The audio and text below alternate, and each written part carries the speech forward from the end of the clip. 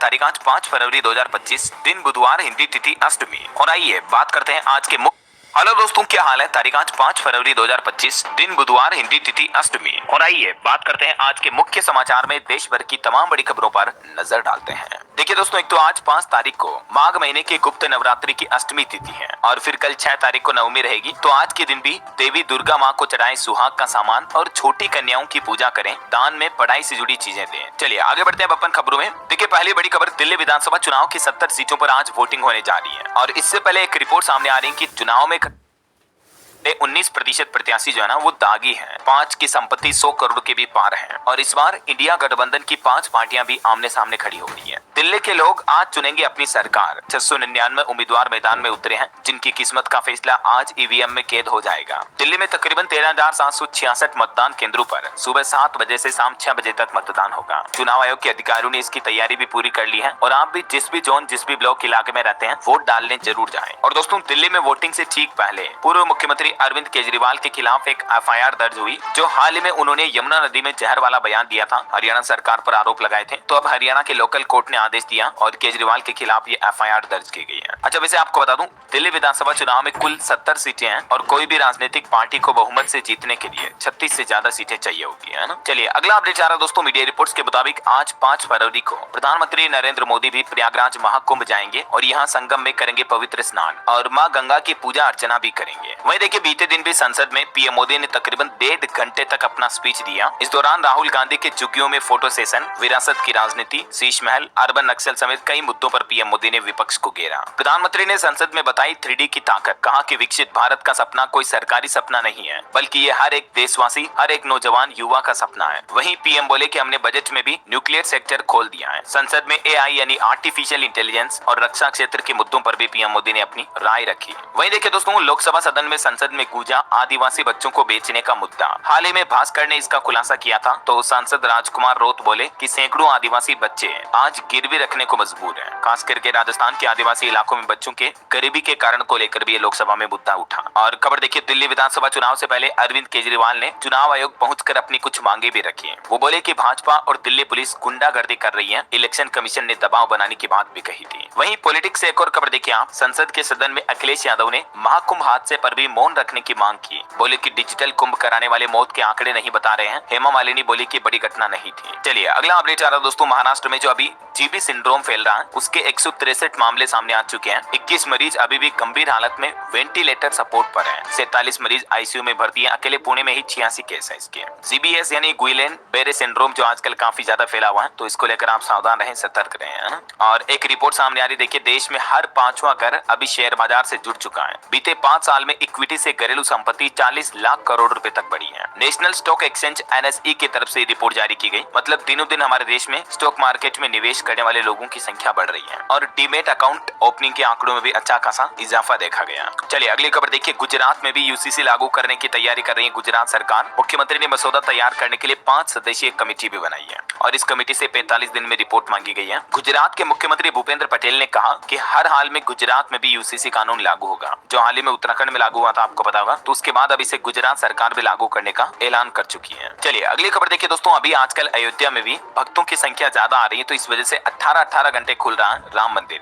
महज 5 घंटे के लिए ही रामलला को विश्राम मिल पा रहा है। बाकी भक्तों को दर्शन देने के लिए रामलला भी आजकल काफी ज्यादा आशीर्वाद देने में लगे हुए हैं। और वहीं किसान आंदोलन पर बड़ी खबर देखिए दोस्तों, हरियाणा के 50 गाँव के किसान जल लेकर खनौरी बॉर्डर पहुंचे। इसी जल को ग्रहण करेंगे अब किसान नेता डल्लेवाल, जो की लगभग 71 दिनों से आमरण अनशन कर रहे हैं। और अभी किसानों का कहना है कि 11 तारीख से ही, मतलब 11 फरवरी से किसान महापंचायतें भी शुरू होगी। अभी डल्लेवाल के मोर्चे पर हरियाणा के 50 गांव के किसान पहुंच चुके हैं, क्योंकि 11 फरवरी को किसान आंदोलन को 1 साल पूरा होने जा रहा, किसान आंदोलन 2.0 को। तो इसी के उपलक्ष्य में किसान नेताओं ने यह नया प्लान बनाया है ना। चलिए अगला अपडेट देखिए, दिल्ली में जो अभी वर्ल्ड बुक फेयर यानी विश्व पुस्तक मेला चल रहा है, तो उसको लेकर एक रिपोर्ट सामने आ रही है कि 5 फरवरी को आज NDWBF 2025 बंद रहेगा। इससे विजिटर्स और कर्मचारी वोटिंग भी कर पाएंगे। और खबर है दोस्तों, हमारे पड़ोसी देश पाकिस्तान से 400 हिंदुओं की अस्थियां भारत पहुंची। बीते 8 सालों में शमशान में रखी थी इन अस्थियों को। महाकुंभ योग के दौरान अब इन अस्थियों के लिए भी वीजा मिल पाया। चलिए खबर है मध्य प्रदेश इंदौर के 2 स्कूलों को बम से उड़ाने की धमकी दी गई। एनडीपीसी और आईपीएस स्कूल को तमिलनाडु से आया ईमेल, उसके बाद दोनों बिल्डिंग को खाली कराया गया। हालांकि अभी तक की जांच में ऐसा कोई खुलासा सामने नहीं आ रहा है। और वहीं खबर देखिए, यूपी के अखिलेश यादव ने संसद में सरकार से एक महत्वपूर्ण सवाल भी किया और कहा कि महाकुंभ की लाशें कहां फेंकी हैं। तो अखिलेश के जवाब पर मुख्यमंत्री योगी आदित्यनाथ ने भी कहा कि खड़गे और सपा अध्यक्ष की गिद्ध जैसी दृष्टि है, पहले दिन से दुष्प्रचार कर रहे हैं ऐसा। चलिए अगला अपडेट देखिए, राजस्थान में सरकार का एक नया प्लान, अब नहीं कर सकेंगे दूसरे धर्म में शादी, नाबालिग से लव जिहाद तो 10 साल तक की जेल की सजा का प्रावधान भी रखा गया।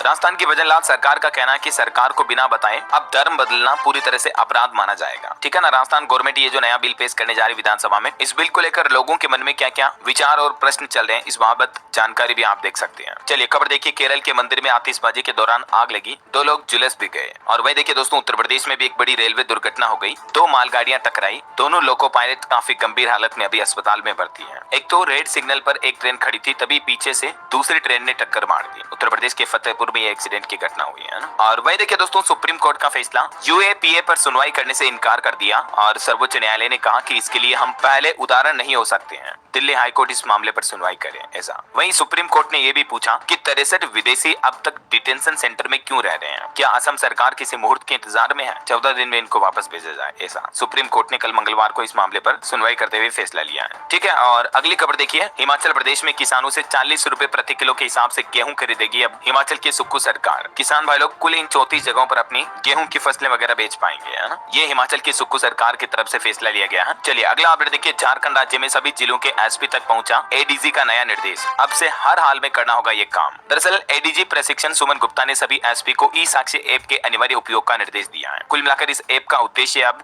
झारखंड में पुलिस प्रशासन व्यवस्था को और बेहतरीन तरीके से बढ़ाना है। वहीं खबर है दोस्तों, अमेरिका में ट्रंप की सरकार बनने के बाद अब 205 भारतीयों को वापस भेजेगा अमेरिका, जो कि अवैध रूप से यूएस में रह रहे थे। यूएस मिलिट्री प्लेन अमृतसर के लिए भी रवाना हो चुका है। तो अमेरिका से डिपोर्ट 205 भारतीय आज अमृतसर एयरपोर्ट पहुंच जाएंगे। इमिग्रेशन बैकग्राउंड चेक होगा, क्रिमिनल निकले तो एयरपोर्ट पर ही गिरफ्तारी की जाएगी ऐसा। और खबर देखिए आप, अमेरिका ने जैसे ही चाइना पर टैरिफ बढ़ाया तो अब चीन ने भी अमेरिका पर 15% टैरिफ लगा दिया। इसमें कोयला, एलएनजी वगैरह शामिल है। ट्रंप ने ड्रैगन पर 10% टैरिफ लगाने का ऐलान किया था, तो उसके बाद चाइना ने भी अमेरिका पर 15% टैरिफ लगाने का फैसला किया है ना। चलिए अगला अपडेट देखिए, पंजाब में देखिए डीजीपी बोले कि आईएसआई बिगाड़ रही है राज्य का माहौल, 10,000 पुलिस कर्मियों की भर्ती होगी, 23,000 सीसीटीवी भी लगाए जाएंगे। और पंजाब लुधियाना में हाईटेक जेल भी लगाई गई है। मुख्यमंत्री के संग मीटिंग भी हुई। इधर हरियाणा में देखिए, मुख्यमंत्री नायब सिंह सैनी ने पीएम मोदी को बताया स्पाइडरमैन, बोले कि देश हरियाणा में विकास का जाल बिछाया, फिर भी विपक्ष ने मोटा चश्मा पहना हुआ था। चलिए अगला अपडेट आ रहा, हरियाणा करनाल में देखिए ईडी ने कुर्की 50 करोड़ की प्रॉपर्टी फर्जी दस्तावेज बनाकर इस प्रॉपर्टी पर लोन भी लिया हुआ था। तो गुरुग्राम के 2 फ्लैट कब्जे में ले लिए गए हैं। बैंक से धोखाधड़ी करने के भी आरोप लगे हैं। चलिए अगला अपडेट देखिए, महाराष्ट्र के मुख्यमंत्री देवेंद्र फडणवीस बोले कि राहुल गांधी ने महाराष्ट्र का अपमान किया, माफी मांगी है। चलिए खबर है, बॉलीवुड सिंगर सोनू निगम ने देश की राष्ट्रपति द्रौपदी मुर्मू से मुलाकात की। एक दिन पहले कॉन्सर्ट में इनकी तबीयत भी बिगड़ गई थी। रिकवरी होते ही ये राष्ट्रपति भवन में परफॉर्मेंस देने पहुंचे। चलिए अगली खबर देखिए, खनीज के बदले यूक्रेन की जंग में मदद करेगा अमेरिका। अमेरिका के नए राष्ट्रपति डोनाल्ड ट्रंप बोले कि यूक्रेन के पास बढ़िया खनीज है, आईटी और मिलिट्री इंडस्ट्री में भी इनकी डिमांड है। और अंतर्राष्ट्रीय न्यूज से एक बड़ी खबर देखिए, अफगानिस्तान छोड़कर भागे तालिबान के उप विदेश मंत्री, तालिबान ने इनकी गिरफ्तारी का आदेश दिया था।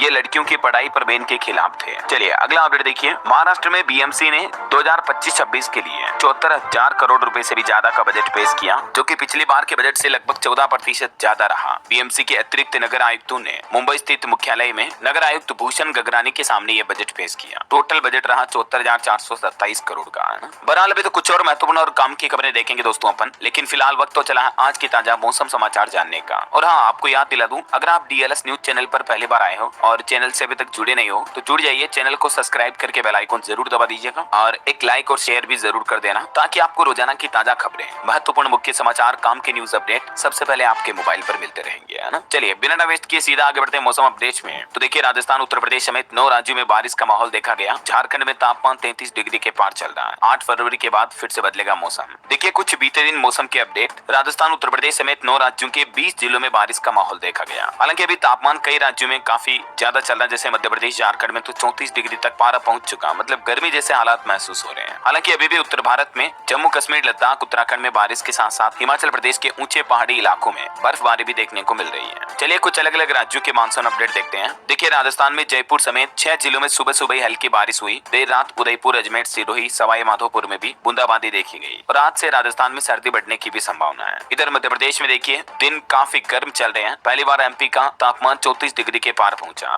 भोपाल, इंदौर समेत 14 शहरों में मध्य प्रदेश में तापमान 30 डिग्री से भी ज्यादा चल रहा है। हालांकि मौसम विभाग का कहना है कि 2 दिन के बाद ये तापमान में थोड़ी गिरावट देखने को मिलेगी। इधर उत्तर प्रदेश में देखिए दोस्तों मौसम बदला, 6 जिलों में बारिश हुई, ठंड फिर से लौटी, 11 जिलों में घना कोहरा भी छाया रहा। यूपी में महाकुंभ में भी प्रयागराज अभी सबसे गर्म चल रहा है और अभी भी मौसम विभाग ने पश्चिमी उत्तर प्रदेश के 14 जिलों में बारिश का अलर्ट जारी किया है। हरियाणा में देखिए पानीपत, रोहतक समेत 9 शहरों में बूंदाबांदी हुई। हिसार, कैथल समेत 5 और जिलों में भी अलर्ट जारी हुआ और पंजाब के भी 13 जिलों में बारिश की चेतावनी। सुबह सुबह घनी धुंध छाई रही, विजिबिलिटी 0 तक पहुंची। वहीं बिहार में देखिए 4 दिनों में 3 डिग्री तक बढ़ेगा तापमान। 8 फरवरी के बाद फिर से ठंड बढ़ने का अलर्ट है। और हिमाचल में देखिए दोस्तों अटल टनल रोहतांग में बर्फबारी शुरू हुई। टूरिस्टों को ऊंचे क्षेत्र में न जाने की एडवाइजरी भी जारी की है। अगले 48 घंटे तक एक्टिव रहेगा वेस्टर्न डिस्टर्बेंस हिमाचल में, है ना। और भी अगले 24 घंटों के दौरान मौसम की संभावित गतिविधियां क्या रह सकती हैं, इस बाबत जानकारी आप देख सकते हैं स्क्रीन पर। चलिए मौसम के बाद सराफा बाजार पर नजर डालें तो देखिए दोस्तों गोल्ड का दाम लगातार दूसरे दिन नए ऑल टाइम हाई पर पहुंचा। 10 ग्राम सोना अभी 83,010 रुपए प्रति तोला तक पहुंच चुका है और इससे इस साल नए साल 2025 में सोने के भाव 6,848 रुपए तक बढ़े हैं। चांदी भी 480 रुपए महंगी हुई और अभी चांदी का रेट 93,793 रुपए प्रति किलोग्राम चल रहा है। चलिए दोस्तों सराफा बाजार के बाद कुछ मार्केट अपडेट्स देख लेते हैं। तो देखिए आखिरकार बजट के बाद पहली बार बाजार में लौटी खरीदारी। भारतीय स्टॉक मार्केट में सेंसेक्स 1397 अंक चढ़ा, यानी अच्छी खासी तेजी देखी गई और अभी 78,583 के स्तर पर बंद हुआ। निफ्टी भी लगभग 325 अंक तक चढ़ा है। कुछ कंपनियों के नतीजे देखिए आप। तीसरी तिमाही में टाटा पावर को 1188 करोड़ का मुनाफा हुआ और खबर है ओला कंपनी भी अपने एआई वेंचर में 2000 करोड़ का निवेश करेगी। कंपनी के फाउंडर भाविश अग्रवाल ने अनाउंसमेंट की है। वहीं देखिए एशियन पेंट्स का मुनाफा 23% कम होकर 1110 करोड़ रुपए रहा और स्टॉक लिस्टिंग पर खबर है डॉक्टर अग्रवाल हेल्थ केयर के शेयर की 402 पर फ्लिट लिस्टिंग हुई है। ओके, और चलिए मार्केट के बाद आगे बढ़ते खबरों में। देखिए खेल समाचार पर खबर, भारत पाकिस्तान मुकाबले के टिकट मिनटों में बिक गए। 23 फरवरी को मुकाबला होना है। चैंपियंस ट्रॉफी में भारत के सभी मैचों के टिकट सोल्ड आउट हुए।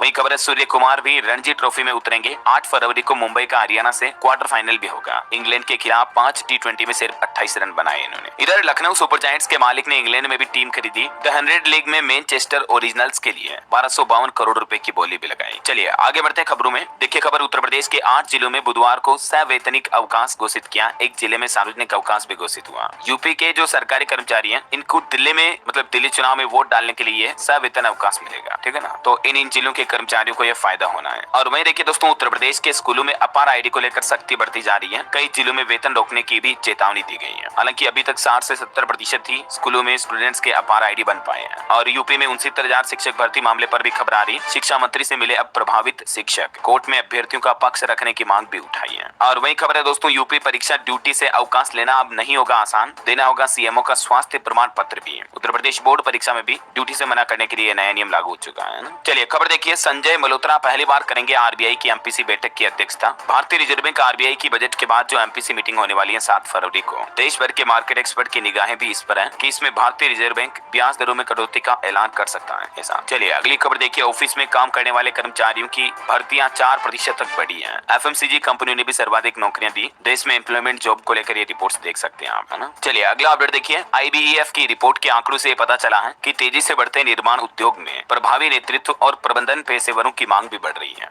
कहीं न कहीं स्किल्ड वर्कर की ज्यादा डिमांड हो रही है बाजार में, इंडस्ट्री में, है ना। और खबर है भारत और बांग्लादेश की सीमा पर तकरीबन 850 किलोमीटर तक बाड़ लगाना बाकी है। लोकसभा में नित्यानंद राय ने दी जानकारी। और मनी लॉन्ड्रिंग मामले पर बड़ी खबर देखिए, ईडी ने जब्त की 1000 करोड़ की संपत्ति। फर्म पर धोखाधड़ी से कोयला ब्लॉक हासिल करने का आरोप भी लगाया। केंद्रीय जांच एजेंसी की तरफ से ये कंपनी पर बड़ी कार्रवाई की गई है। और भारतीय सेना के लिए अच्छी खबर देखिए, अब हमारे नौसेना की ताकत में इजाफा यानी बढ़ोतरी होगी। एंटी शिप क्रूज मिसाइल की खरीद के लिए भारत ने रूस के साथ एक समझौता भी किया है। वहीं खबर है भारतीय सेना के लिए भी बनाए जाएंगे बांस के बंकर। सेना और IIT-G के बीच एक समझौता हुआ है। और वहीं भारतीय सेना से जुड़ी एक और खबर देखिए दोस्तों, पहाड़ी इलाकों में भी अब हमारे देश के दुश्मनों की खेल नहीं, क्योंकि सेना की त्रिशक्ति कोर यूनिट ने सिक्किम राज्य में भी फायरिंग अभ्यास किया है, जो कि सफलतापूर्वक आयोजित हुआ। तो ये भी एक नई तकनीक इंडियन आर्मी की ताकत बढ़ाएगी। और देखिए, वैज्ञानिकों का एक अध्ययन सामने आ रहा है कि हमारे शरीर में फेफड़ों में जो कैंसर होता है ना, उसके पीछे कई कारण हो सकते हैं। सिर्फ सिगरेट पीना ही नहीं, बल्कि फेफड़ों में माइक्रोप्लास्टिक का पहुंचना, गाड़ियों के टायर से जो निकले कण होते हैं वो भी फेफड़ों के कैंसर के लिए जिम्मेदार होते हैं। और वैज्ञानिकों की एक चिंताजनक रिपोर्ट देखिए आप, जलवायु परिवर्तन से पौधों के अंकुरण पर भी असर पड़ रहा है। जलवायु में बदलाव से वनस्पति समुदायों की संरचना भी प्रभावित हुई है। देखिए, मतलब हम इंसान जितना प्रदूषण फैला रहे हैं, उसका असर प्रकृति को भी कितना गंभीर रूप से भुगतना पड़ रहा है। जरा वही खबर है दोस्तों, आने वाली 12 फरवरी को 2 दिवसीय अमेरिका दौरे पर रहेंगे पीएम मोदी, और इस दौरान वो राष्ट्रपति डोनाल्ड ट्रंप से भी मुलाकात करेंगे, है ना। चलिए अगला अपडेट देखिए, मध्य प्रदेश सरकार ने सेमीकंडक्टर और ड्रोन नीति को मंजूरी दी। पीएम आवास योजना के तहत भी 10 लाख नए घर बनाए जाएंगे। मध्य प्रदेश के मुख्यमंत्री डॉक्टर मोहन यादव की अध्यक्षता में कल ही कैबिनेट की बैठक हुई, और उसमें एमपी सरकार ने एक के बाद एक कई बड़े फैसले लिए हैं। कुछ फैसलों की जानकारी तो आप देख सकते हैं स्क्रीन पर। बाकी पीपीपी मॉडल पर कुछ नई परियोजनाएं लागू की जाएगी। राज्य में सेमीकंडक्टर नीति से भी 14,400 रोजगार सृजित होंगे।